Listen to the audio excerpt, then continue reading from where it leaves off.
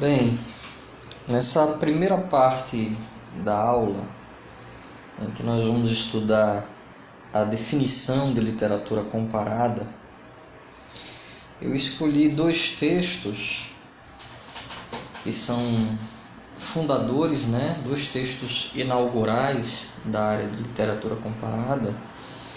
Inclusive, eles se encontram no livro organizado pela Tânia Carvalhal, e pelo Eduardo Coutinho, livro chamado Literatura Comparada, Textos Fundadores. Eu peguei dois porque são os que me chamaram mais atenção e também para sistematizar o estudo sobre um determinado foco, uma determinada perspectiva. Ambos tensionam o estudo da literatura comparada com a literatura sob uma perspectiva nacional, mostrando as deficiências ou as limitações de se trabalhar apenas sob o foco da literatura nacional e visualizando também algumas limitações iniciais do conceito de literatura comparada e buscando uma aplicabilidade que possa metodologicamente aperfeiçoar o estudo das literaturas de línguas. Isso tudo é extremamente pertinente, porque nós nas escolas nos acostumamos muito como professores a trabalhar o foco da literatura sobre o viés da identidade nacional. E a perspectiva aqui é de que nós deveremos organizar referências mais internacionais, mais internacionalizadas, porque o conjunto da literatura, dentro do âmbito tanto da tradição quanto da perspectiva da construção de suportes atuais, ela extrapola essa limitação nacional, ok? Os dois textos que eu escolhi, o título é Para o Estudo Comparativo de Literatura, do Corsius, e o outro, O que é Literatura Comparada, do Brouwer, certo? Bem, nesse texto inicial do Corsius, para o estudo comparativo de literatura, ele inicialmente vai falar que a história de uma determinada literatura, ela presume uma comunidade literária que supera essa origem muito focada no nacional. Em verdade, muitas vezes se descobre que essas origens elas estão vinculadas a outras literaturas. A relação de familiaridade ou de referenciação extrapola o campo da fronteira nacional. Portanto, o que ele defende é que existem sistemas internacionalizados, internacionais, dentro do código literário. Esses rótulos internacionais, inclusive, eles não se dão por razões meramente cronológicas.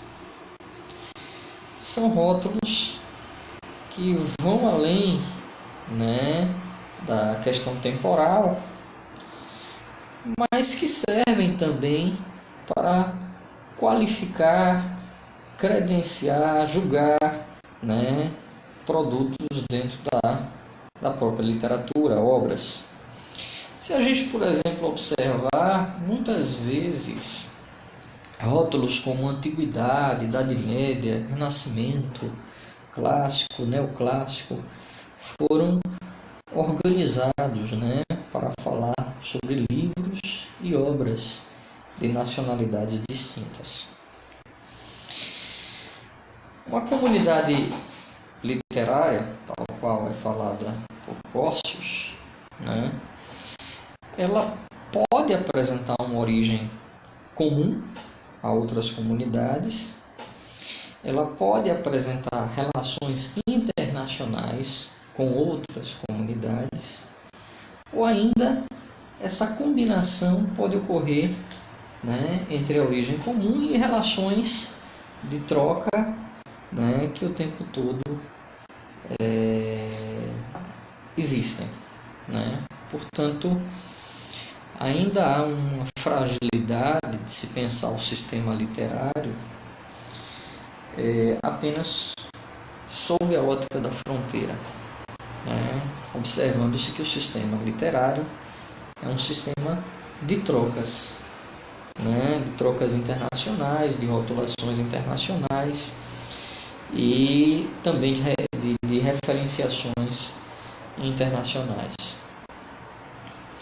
Agora, ele defende também, né, que a ideia da comunidade literária, ela também não quer dizer imediatamente uma conformidade, uma padronização. O que acontece quando nós reconhecemos o aspecto internacional, né, das relações dos produtos e das obras literárias, quando esse reconhecimento se dá, é mais fácil, é mais sintomático, né, verificar, né, quais são as modificações que se dão no âmbito da nacionalidade e no âmbito até mesmo da individualidade. Ou seja, a percepção sobre a relação internacional dentro da literatura faz-nos ver o que é peculiar dentro da produção nacional e o que é mais autêntico, mais inovador dentro da perspectiva do talento individual.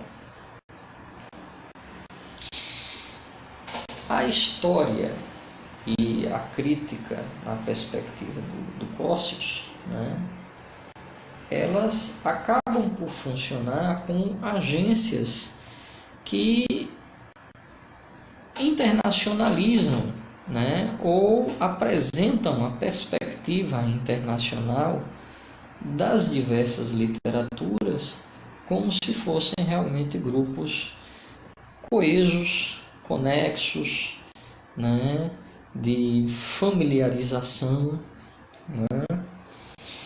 Por outro lado, né, a gente também tem que ver que a literatura ela escapa por demais esse viés da nacionalidade, porque ela não é determinada pelas fronteiras. A nacionalidade ela foi construída através de regimes ou políticos ou militares, ou através de uma estabilidade da pacificação territorial, e isso delimitou fronteiras que, vamos dizer assim, embora tenha interferido nas comunidades literárias, não fez com que elas se limitassem pelo decreto de fronteiras, né? Pela invenção da nacionalidade, pela extensão territorial, ok? Bem, Porcius, ele diz o seguinte: o estudo da literatura nacional deve ser compreendida como uma parte de um todo dentro do sistema internacional, dentro das, não falo nem sistema, relações internacionais que existem dentro da literatura. Então, para compreender a produção nacional, é impossível, né, evitar o estudo da produção internacional, já que existe uma troca constante de referenciação, de influência, ou até mesmo de assimilação, ou ainda de divulgação, né? Portanto, os estudiosos que são da literatura, eles devem ter essa consciência de que a individualidade literária, ela existe ao mesmo tempo da comunidade literária. Se a gente for fazer uma comparação com um texto que foi lançado anteriormente, do Thomas Stearns Eliot, né? Ele vai falar sobre tradição e talento individual, não nessa perspectiva da nacionalidade, nem na perspectiva da literatura comparada, mas ele lia o monumento literário como aquele que era capaz de apresentar uma tradição dentro da literatura que era sempre atualizada e reconstituída pelos talentos individuais dos escritores. Entretanto, esse talento individual era uma forma inovadora de reler a tradição, codificá-la sob uma nova literatura e mover esse monumento literário. Obviamente, a gente tem que dar conta de que Eliot, naquela época, falava de uma tradição, de um sistema literário que era isento de algumas perguntas como: quem determinou essa tradição? Quem determinou esse sistema de referenciação? Qual a motivação social para escolher determinadas obras e não outras? Qual a motivação para invisibilizar e excluir aquilo que não está no cânone da literatura e que é chamado de tradição? O texto do Corsius, ele não entra, né, vamos dizer, nessa seara também, né, de falar quais são as relações internacionais que são mais consagradas para o sistema de referenciação da literatura. O jogo aqui ainda aparece um pouco em aberto, inclusive ele não fala a palavra, não insiste na palavra tradição literária, né? O que ele fala é em relações internacionais que mutuamente fazem essas produções surgirem e interferem também no ambiente nacional das literaturas. Ele diz que existe realmente, né, vamos dizer, uma troca constante, né, entre a literatura nacional e as relações internacionais dentro da literatura. Agora, ele dá um aviso no final do seu livro que não é para confundir o que mais tarde nós vamos chamar de literatura mundial com literatura ocidental. Muitas vezes se fala em valores pertencentes a uma comunidade literária ou uma comunidade cultural internacional, mas essa comunidade internacional pertence aos valores ocidentais. Então, a cobrança que o Corsius faz da literatura comparada é de que se amplie a prática da literatura comparada a alimentar cada vez mais trocas e também buscar outros paradigmas que estejam além até mesmo dos valores ocidentais e hegemonicamente europeus. buscar também paradigmas, buscar também referenciações ou buscar estratégias de transição de valores por meio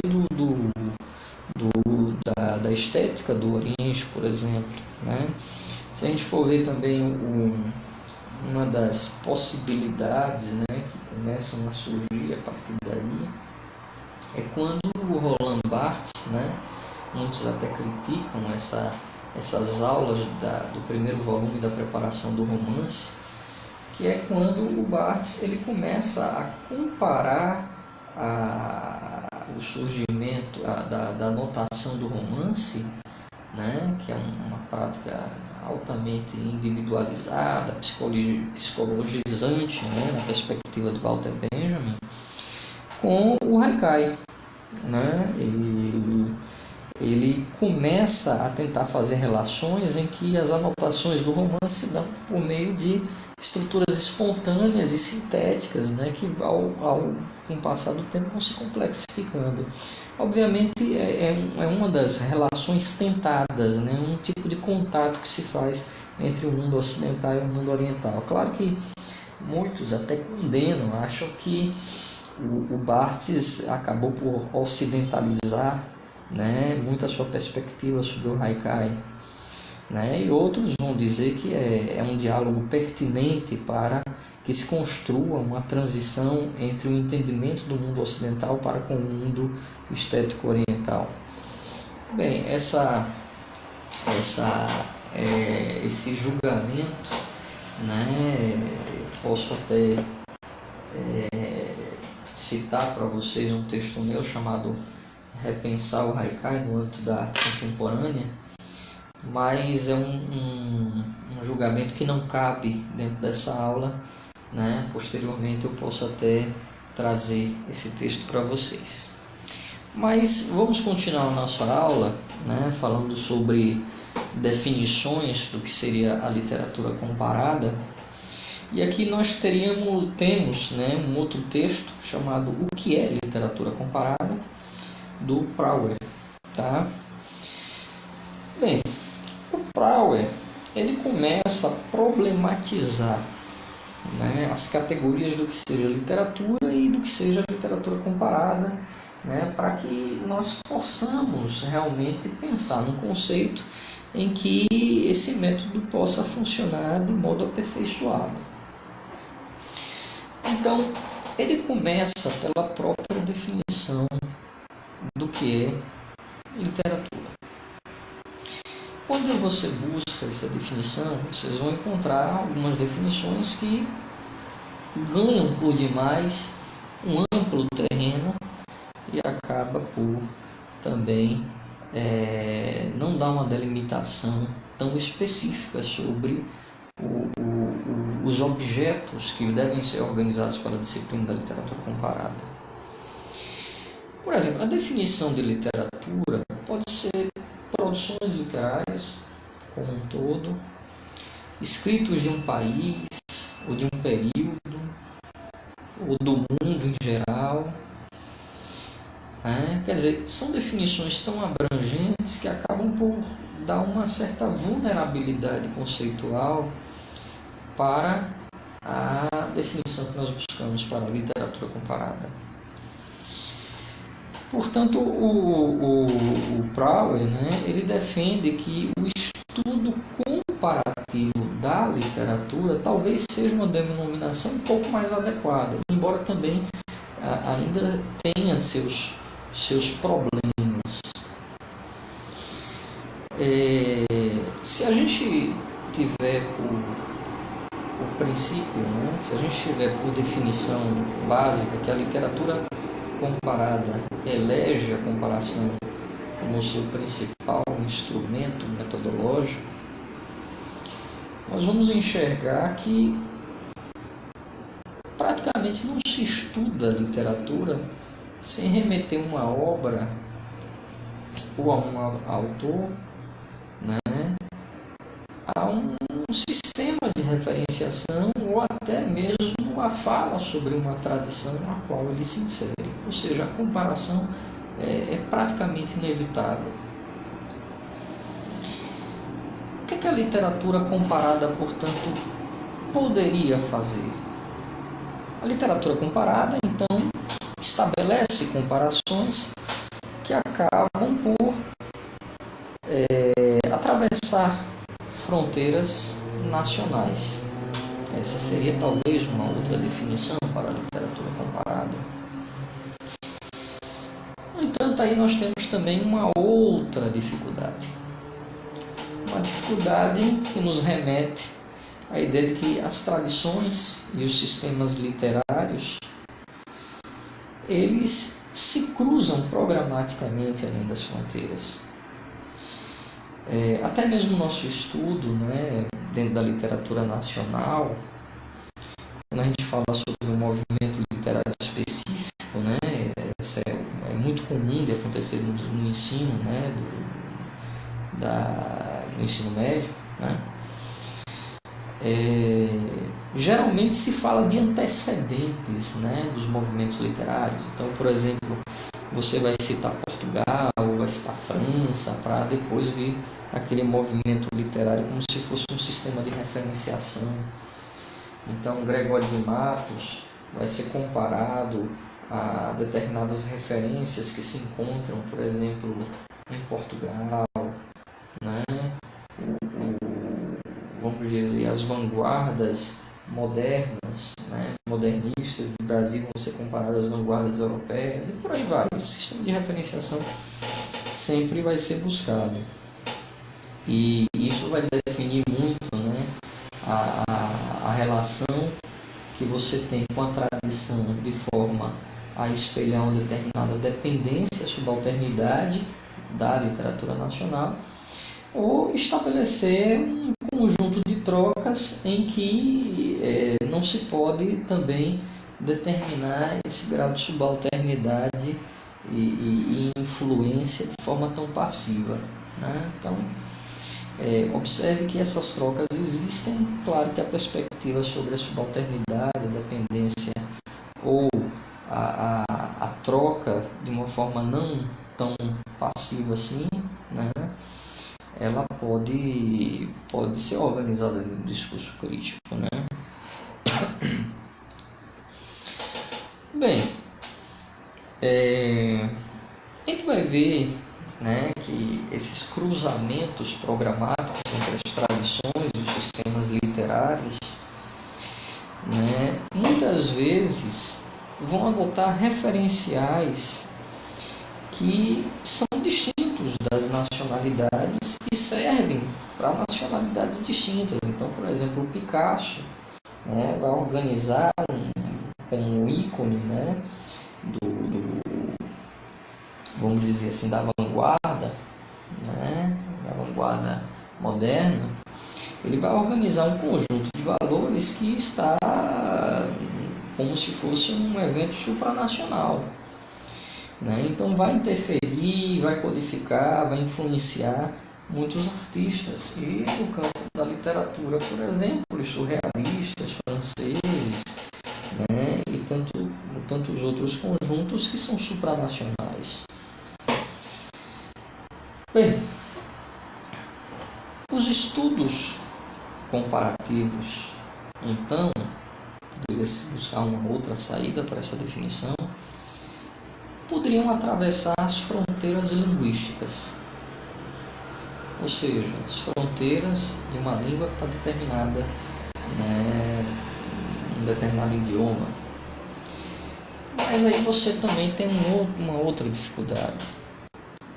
Será que nós deveríamos restringir então a literatura comparada para os casos de poliglotia, né, dos escritores, ou seja, escritores que mesclam duas línguas ou que escrevem duas línguas, como por exemplo Fernando Pessoa, né? E isso também exigiria uma capacidade técnica dos próprios críticos para fazer esse tipo de trabalho. Isso até restringiria um pouco também os objetos literários. Isso é uma outra dificuldade também que a literatura comparada vai enfrentar nesses momentos iniciais de discussão sobre a sua definição. É por isso que o Brouwer, né, ele vai buscar uma definição que está em outros críticos, né, o Sayce, por exemplo. Ele vai fazer uma distinção entre a literatura geral e a literatura comparada. Ele vai tentar, o Brouwer está tentando raciocinar uma definição para a literatura comparada que lhe dê uma certa margem de precisão para poder operar seus objetos. E que também ela não possa ser confundida com outras práticas de crítica literária, né? Então a importância do Brouwer aqui é não de condenar as práticas da literatura comparada, muito pelo contrário, mas de tentar dar uma certa precisão programática para essa área, de modo que ela possa se sustentar como uma disciplina, né, com objetos que possam ser reconhecidos com maior facilidade.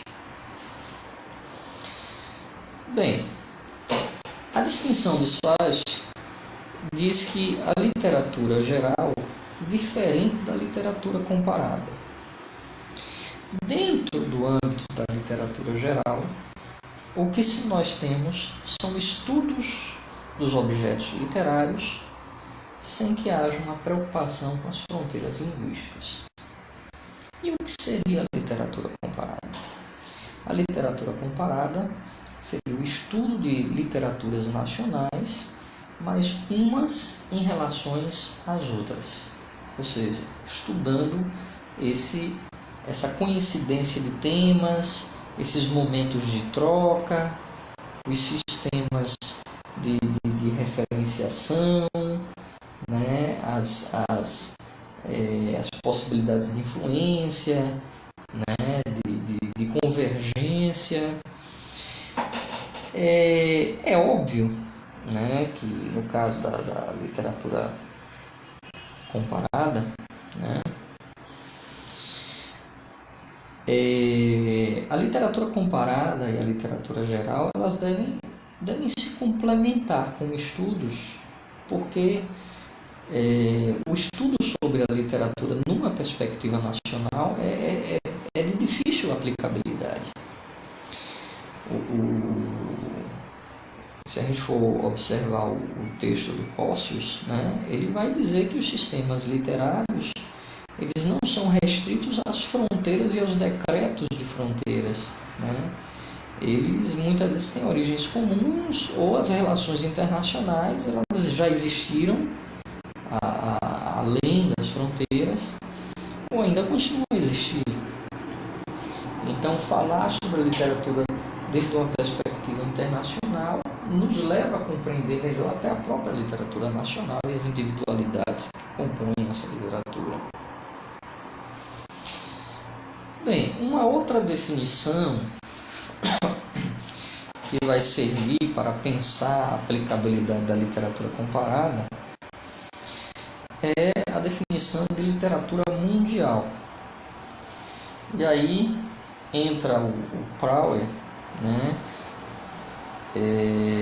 discutindo três definições que foram dadas para a literatura mundial, né? A primeira seria a escrita de uma história literária de base global. A literatura que se produziu no mundo. Obviamente, se é para se fazer um recorte, esse recorte sempre é um recorte que presume-se de qualidade, e essa qualidade dada por grupos de interesse, com interesse social, a demonstrar seus valores e a propagá-los. Isso não é matéria da discussão do Brouwer. No geral, né, essa base global é quase sempre entendida como uma base europeia, né? Nesse tipo de escrita, você teria assim a justaposição de literaturas nacionais com seus exemplares de maior expressividade e em períodos, movimentos e correntes que se destacariam né? E alternadamente você teria a apresentação desses exemplares em vários capítulos, né? Na perspectiva segunda da literatura mundial, vocês teriam ali o estudo dos grandes clássicos, como se fosse uma antologia de escritos numa esfera bem global, né? Que, diferente da primeira perspectiva, não criaria um sistema de justaposição entre nacionalidades, entre movimentos, entre correntes. Apresentaria obras canônicas, né, da humanidade. E veja aí, mais uma vez, os critérios também são extremamente duvidosos por causa da codificação do interesse social em meio a essas obras. Enfim, o terceiro conceito é o conceito que a Prauer serve, dá mais garantias para o trabalho, né, da literatura comparada, para a solidificação do terreno da literatura comparada. A literatura mundial, ou também chamada de Weltliteratur, né, conceito que provém do Goethe, seria um estudo que não nos retiraria a consciência de que as tradições nacionais, elas têm trânsitos e trocas entre várias literaturas, como se fossem transações comerciais e em constante suplementação, ou seja, o sistema literário ele passa a ser sempre ressignificado, relido pelas obras nacionais, que geram um ganho toda vez que essas obras aparecem dentro do mecanismo do sistema literário. Então, não haveria nenhuma redução completa, né, da literatura nacional, das tradições nacionais, né, nem haveria, vamos dizer assim, um sistema de justaposição em que só um exemplar sobrevive e os outros vão sendo apresentados como se não houvesse essa troca, né, entre as obras literárias. Então, as relações internacionais, elas representariam uma forma de reler o próprio sistema literário, né? Algo que vai ficar ainda um pouco parecido, né, com aquilo que o Eliot vai nos dizer, que eu já apresentei para vocês. Bem, qual seria, portanto, a missão dos estudos literários comparativos dentro da perspectiva do Prauer? A missão, a função, a aplicabilidade seria a de expandir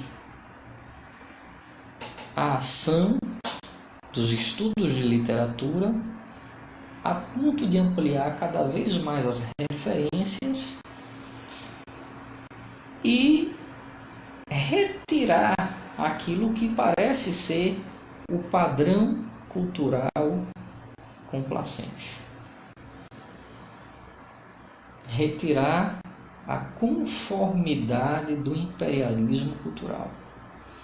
Então, quando os estudos literários comparativos eles vão ampliando cada vez mais o seu modo de referência, eles vão descobrir que existem outros valores que vão interferir na crítica e também estão sendo praticados por outras literaturas, cujos paradigmas, cujas referências, cujas formas de trocas ainda não estão previstas pela própria crítica, que se baseia muito numa base ocidental e geralmente eurocêntrica. É por isso que nesse momento até mesmo ele fala que esses riscos estão previstos pelos estudos do Corsius, né? O texto que eu acabei de citar para vocês. O Corsius cobra realmente um diálogo maior entre os estudos de literatura comparada com o mundo oriental e com outros materiais também que fujam da perspectiva do suporte da escrita, né? Materiais que possam ser orais também. Bem, o Brouwer, né, em um determinado momento, ele vai voltar a falar que o instrumento da comparação também, ele por si só não garante essa missão de retirar o imperialismo cultural que habita muitas vezes a crítica literária, né? Ou a perspectiva que você tem sobre a obra literária. Ele até fala sobre um histórico da comparação dentro dos estudos literários. Por exemplo, ele vai dizer que desde a antiguidade, romanos e gregos comparam em suas literaturas como se fossem sistemas. O próprio Horácio Flacos, né, quando vai escrever a sua poética, Epístola ad Pisones, né, ele vai se basear, né, numa pressuposição sobre a superioridade estética grega, né, vai referendar em alguns momentos até a literatura grega para escrever como deveria ser a estética romana, né? E em outros momentos também ele vai eleger até mesmo o parâmetro romano da defesa do drama satírico, né? Uma tentativa de fazer com que a reforma no teatro se dê dentro do ambiente romano, né? Então essas trocas, elas são existentes, né, desde a antiguidade, né? Ele vai dizer que os estudos literários comparativos, né, eles já foram pensados a fim de restaurar unidades ou universalidades que foram perdidas, principalmente a partir da queda do latim. Às vezes até por contraste, né? Se a gente pensar, por exemplo, no movimento romântico dentro da literatura brasileira, né? A tentativa de se criar uma cor local para a literatura, né? Que, enfim, se a gente for ver, existem traços de composição que são muito parecidos, né? Muitos citam a defesa do herói nacional, né, como se fosse a defesa do herói medieval, de base europeia e aqui de base indígena. No entanto, né, existe um discurso sobre a tentativa de descoberta da cor local, mas isso se dá sempre numa comparação. Então, a tentativa de se criar uma unidade, ou se criar uma unidade nacional, uma universalidade também, que se construísse sob um valor humano, né, que a gente só pode enxergar isso com um certo grau de autoritarismo, né, porque os valores eles são diferentes em culturas diferentes, em circunstâncias diferentes, mas se a comparação ela se baseia numa tentativa de homogeneização, de uniformização, então ela repete aquilo que o Brouwer condena, né? Que seria a divulgação do imperialismo cultural padronizado. Então, assim, de forma muito tímida ainda, né, o Brouwer vai dar a dica de como deve ser aplicada a literatura comparada, né? Ele diz que no nosso tempo nós devemos apostar em comparações com outros mundos. E aí ele cita o Oriente e outros materiais também, como os materiais orais, que vão passar a impulsionar cada vez mais, né, os estudos comparatistas de literatura. Bem, são estudos ainda que estão no ambiente da fundação da definição da literatura comparada, né? Então ainda há um grau de indeterminação sobre os objetos de estudo, né? Sobre qual a missão ou qual a função da literatura comparada, mas que apontam, né, para um caminho que me parece bastante convergente, né? Tanto do Cossius quanto do Brouwer. O Cossius talvez um pouco mais claro o texto, né? Mas ainda de forma também tímida, né? Como o Brouwer, né? Que é uma tentativa de ampliar cada vez mais os referenciais dentro da crítica literária, expandindo cada vez mais seus territórios e reconhecendo outros valores que possam contaminar, influenciar, né, a crítica e o entendimento de que as trocas literárias elas devem existir acima do grau de nacionalidade.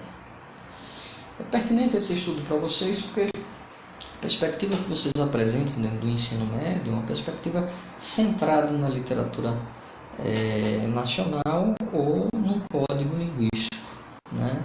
Então é preciso desafiar e ir além dessa perspectiva. Então essa foi a aula de hoje. Obrigado pela atenção.